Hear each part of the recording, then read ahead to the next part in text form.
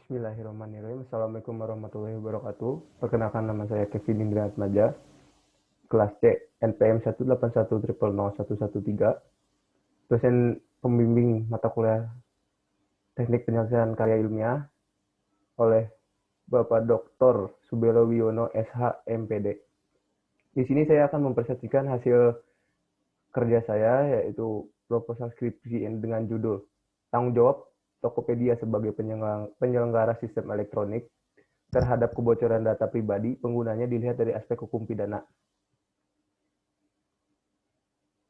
Nah, pembahasan yang akan saya bahas ada 4 topik, yaitu yang pertama latar belakang, yang kedua identifikasi masalah, yang ketiga ada tujuan dan kegunaan penelitian, dan yang keempat kerangka serta metode penelitian. Langsung saja ke pembahasan pertama, yaitu latar belakang. Nah, di zaman modern saat ini, tentu saja penggunaan teknologi itu berkembang sangat pesat gitu ya. Yang tadinya kita sulit, terbatas oleh jarak, waktu dan sebagainya, sekarang semua dipermudah gitu. Antara saya di sini dengan teman saya yang jauh di Pulau Sumatera misalnya bisa terkonek langsung gitu, tanpa harus bertemu tatap muka. Nah, terutama di Indonesia perkembangan teknologi saat ini tuh sudah menunjukkan tingkatnya sudah signifikan berkembang dengan pesat. Berkembangnya teknologi ini tampak muncul dari berbagai jenis kegiatan berbasis pada teknologi seperti adanya e-government, e-commerce, e-money, dan berbagai jenis layanan berbasis dunia maya atau cyberspace lainnya. Tentu saja di sini saya akan membahas tidak semuanya, mulai dari dampak positif, dampak negatif, apa itu marketplace, dan tentu saja sejarah perusahaan yang akan saya presentasikan, yang saya bahas. Di sini yang pertama kita akan membahas dampak positif dari teknologi itu. Nah, teknologi itu menyebabkan perubahan sosial, budaya, ekonomi, dan kerangka hukum yang berlangsung secara signifikan. Contohnya di budaya, kita ingin mengenal budaya, misalnya tarian dari Bali. Kita tidak harus datang langsung ke Bali untuk mengetahui tarian tersebut. Cukup melihatnya dari internet, dan kita bisa tahu bagaimana tarian Bali itu, contohnya kayak tari kecak. Jadi tidak harus langsung datang ke tempat untuk saat ini ya, tidak untuk sekarang, tidak harus dapat, kita hanya untuk bisa itu hanya untuk menggunakan akses internet, kita dapat bisa menyaksikan kebudayaan tersebut. Dari ekonomi, dulu kita berbelanja pokok, bahan-bahan pokok, baju dan segalanya, kita harus misal ke toko, bahan-bahan baku seperti bahan-bahan dapur, kita harus ke pasar dan lain-lain. Itu sekarang kita tidak perlu langsung datang ke tempat. Sekarang sudah disediakan seperti situs online, tetap mengaksesnya melalui internet. Jadi kita tetap di rumah tapi bisa berbelanja dengan bebas gitu. Jadi paket diantarkan oleh pembeli, diantarkan melalui paket dan langsung sampai ke penjual. Maaf. Jadi paket dikirim oleh penjual, lalu dikirimkan kepada pembeli. Nah, dari kerangka hukum juga berubah, yang tadinya belum ada aturan hukum mengenai dunia perteknologian ini, khususnya di internet ini, sebelumnya belum ada. Sekarang karena dipakai oleh manusia dan perkembangannya itu pesat, maka hukum pun berubah. Jadi itu semua diatur di hukum untuk apa? Untuk mengawasi kita serta melindungi kita dari kejahatan-kejahatan yang bisa timbul di dunia maya tersebut. Dari dampak dari hadirnya teknologi informasi ini, tentu saja muncul atau faktor pendorongnya yaitu adalah internet. Pembahasan kedua kita adalah internet. Internet hadir di sini sebagai pendorong terciptanya perkembangan sistem ekonomi masyarakat. Jadi bisa diartikan seperti ini. Ya, yang tadinya kita ekonominya ekonomi tradisional, kemudian berubah menjadi ekonomi digital. Yang tadinya kita harus ke pasar, sekarang kita tidak perlu lagi harus ke pasar. Bisa melalui HP pun kita bisa mudah berbelanja apa yang kita inginkan. Nah, dari internet itu, situs yang menjual itu dinamakan, yaitu salah satunya adalah marketplace. Di pembahasan kita yang ketiga ini, marketplace itu adalah suatu platform atau situs online yang menyediakan sarana yang mempertemukan banyak penjual dan pembeli tanpa adanya batasan jarak untuk saling bertransaksi. Misal saya ingin membeli batik khas Madura. Saya tidak perlu lagi untuk datang ke Madura, tetapi hanya mencari saja di internet penjual yang menjual batik Madura, saya bisa mendapatkannya tanpa harus langsung datang ke tempatnya. Nah, selanjutnya lagi, konsep dari marketplace ini diibaratkan seperti pasar atau swalayan virtual. Tidak yang membedakan hanyalah tempat. Kalau ke pasar kita harus datang ke tempat, sedangkan kalau di marketplace kita tidak usah jauh-jauh datang ke pasar. Kita di kamar pun bisa, di rumah saja pun bisa kita berbelanja.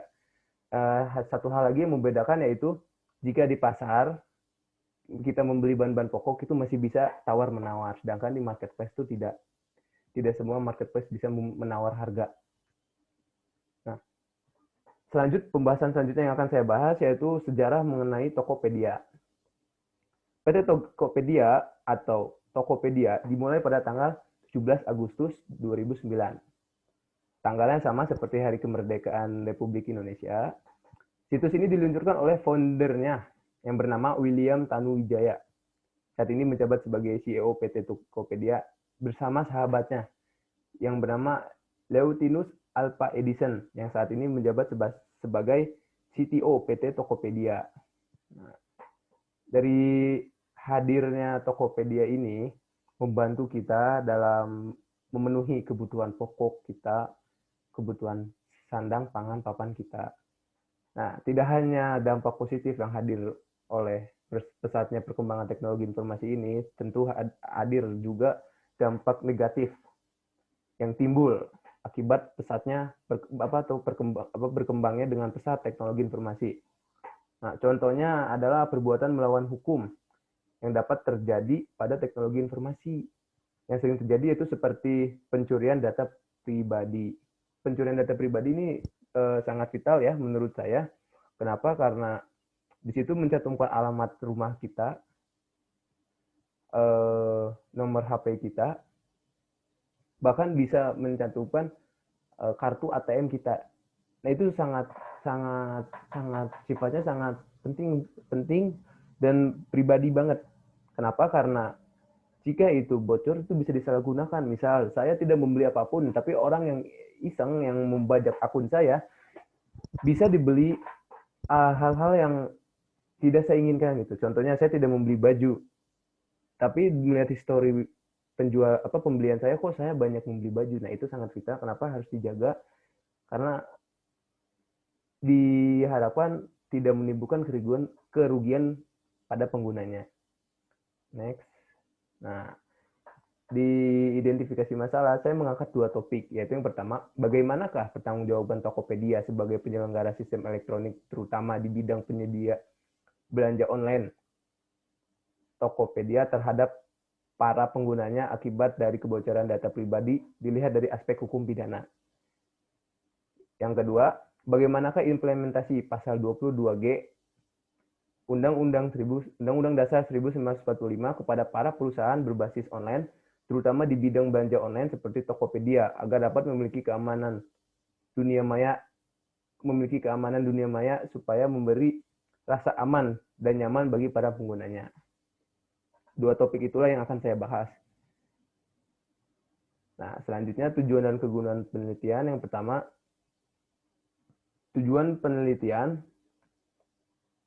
diharapkan untuk mengetahui pertanggungjawaban yang diberikan oleh penyelenggara sistem elektronik. Di sini khususnya Tokopedia yang bergerak di bidang penyedia belanja online terhadap para penggunanya akibat dari kebocoran data pribadi, dilihat dari aspek hukum pidana. Nah, kalau lihat dari hukum pidana, bagaimana nih jika suatu marketplace mengalami kebocoran data, sanksi atau hukuman apakah yang bisa diberikan? Nah, tujuan yang kedua yaitu untuk mengetahui implementasi pasal 22 huruf G Undang-Undang Dasar 1945 kepada para perusahaan berbasis online, terutama di bidang belanja online seperti Tokopedia, agar dapat memiliki keamanan dunia maya supaya memberi rasa aman dan nyaman bagi para penggunanya. Nah, kegunaan penelitian yang pertama yaitu kegunaan teoritis. Nah, penelitian ini diharapkan memberikan sumbangsih pemikiran untuk perkembangan ilmu hukum dan bidang hukum pidana, khususnya mengenai hukum cybercrime atau kejahatan dunia maya. Selain itu, penelitian ini diharapkan sebagai bahan ilmu pengetahuan, pembelajaran, dan wawasan bagi peneliti, khususnya mengenai hukum pelindungan data pribadi. Nah, kegunaan penelitian yang kedua yaitu kegunaan praktis. Penulis berharap dengan adanya penelitian ini dapat menambah wawasan di bidang ilmu hukum pidana, khususnya tentang kebocoran data pribadi dalam sistem elektronik, serta masyarakat agar tidak terulang kembali kejadian kebocoran data pribadi dalam sistem elektronik. Dan yang terakhir, penelitian ini diharapkan dapat berguna dan memberikan manfaat bagi praktisi dan institusi terkait, terutama dalam kebocoran data pribadi dalam sistem elektronik. Jadi kita harus saling kerjasama gitu, agar kejadian ini tidak terulang kembali di masa yang akan datang.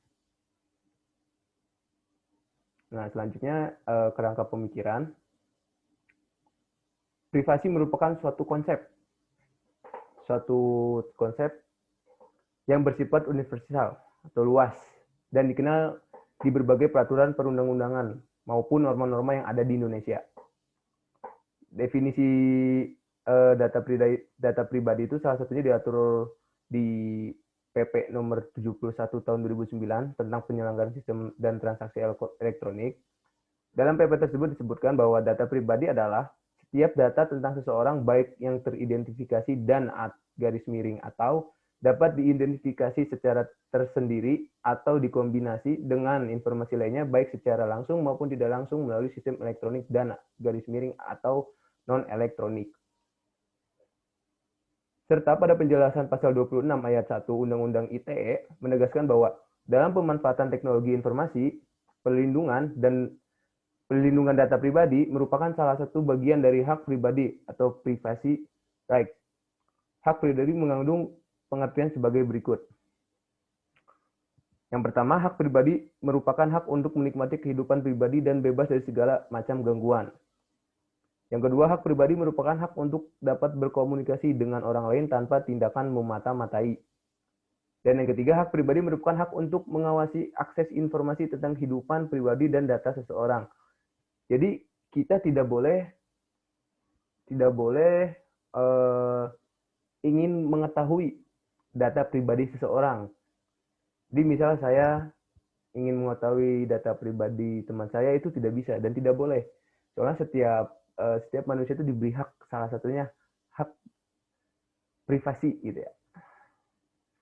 Jadi tidak sembarang orang bisa ingin mengetahui kecuali pihak terkait ya, misalnya kayak penegak hukum, misalnya kita melanggar hukum, contohnya saya melanggar suatu hukum, misal saya saya pinjam uang di bank tetapi saya kabur. Nah, pihak dari aparat hukum bisa mengakses data pribadi saya melalui bank di mana saya melakukan hal tersebut. Contohnya seperti itu. Nah, dari sini permasalahan yang sering muncul di media saat ini yaitu tentang kebocoran data pribadi yang terjadi di beberapa akun aplikasi, khususnya pada marketplace. Walaupun Undang-Undang ITE sudah mengatur tentang aktivitas yang ada di sosial media, khususnya dalam dunia cyber, tapi masih banyak sekali terjadi pelanggaran, bahkan terjadinya kebocoran data pribadi. Yang di sini penelitian ini saya lakukan diharapkan agar bisa mendorong perubahan agar benar-benar data pribadi ini diperhatikan untuk di masa yang akan datang. Nah, selanjutnya metode penelitian yang saya lakukan yaitu pertama spesifikasi penelitian. Spesifikasi penelitian yang digunakan dalam penelitian ini yaitu deskriptif analitis, di mana melakukan deskriptif terhadap hasil penelitian dengan mengumpulkan data yang lebih. Pengumpulan data di sini saya bisa mengambil dari undang-undang, dari buku, dari jurnal, bisa juga wawancara atau kuesioner. Nah, metode pendekatannya saya menggunakan pendekatan perundang-undangan dan konseptual. Seperti yang sebelumnya disebutkan, saya mengambil pendekatannya melalui undang-undang, aturan-aturan yang berlaku di Indonesia, khususnya mengenai cybercrime, kejahatan dunia maya, dan konseptual. Yang kedua, tahap penelitian.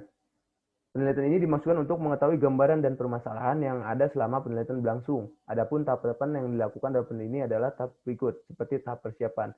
Di dalam melakukan penelitian ini, saya pertama kali menentukan tahap persiapan, seperti apa judul yang akan saya bahas, bagaimana cara penelitiannya, apa saja yang harus saya lakukan. Nah, itu dimulai pada saat tahap persiapan.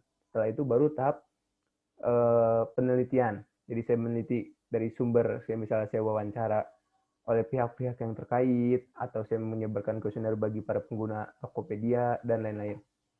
Yang keempat, teknik pengumuman data. Nah, data yang diperlukan untuk mempermudah penelitian, untuk mempermudah saya sebagai peneliti melakukan penelitian. Selanjutnya, yang kelima, alat pengumpulan data. Nah, alat pengumpulan data ini bisa terdiri dari data kepustakaan, seperti buku, undang-undang, jurnal, atau juga bisa naskah akademik, dan lain-lain, serta data lapangan. Data lapangan itu bisa saya wawancara langsung, menyebarkan kuesioner bagi masyarakat, khususnya yang menggunakan Tokopedia. Seperti itu contoh untuk data lapangan. Nah, yang keenam ada analisis data. Nah, penelitian ini menggunakan metode yuridis normatif, di mana melalui data sekunder yang merupakan hasil dari penelitian kepustakaan dan data primer yang merupakan hasil penelitian lapangan. Jadi data-data yang tadinya ada di data-data yang saya ambil dari undang-undang, dari buku, jurnal, atau naskah akademik, disatukan dengan hasil penelitian saya yang dari lapangan, seperti hasil dari kuesioner, hasil wawancara. Nah, itu disatu padukan. Nah, lokasi penelitiannya, peneliti lakukan dengan cara peneliti kepustakaan dan instansi yang berhubungan dengan lembaga. Saya bisa mengunjungi perpustakaan di berbagai instansi, seperti saya mengunjungi perpustakaan Unpas, Unpad, atau universitas lain. Saya juga bisa mendatangi lembaga terkait, seperti mewawancarai karyawan Tokopedia, atau saya mewawancarai pegawai Kominfo. Seperti itu contohnya. Sekian presentasi dari saya, kurang lebihnya mohon maaf. Wabillahi taufiq wal hidayah. Wassalamualaikum warahmatullahi wabarakatuh.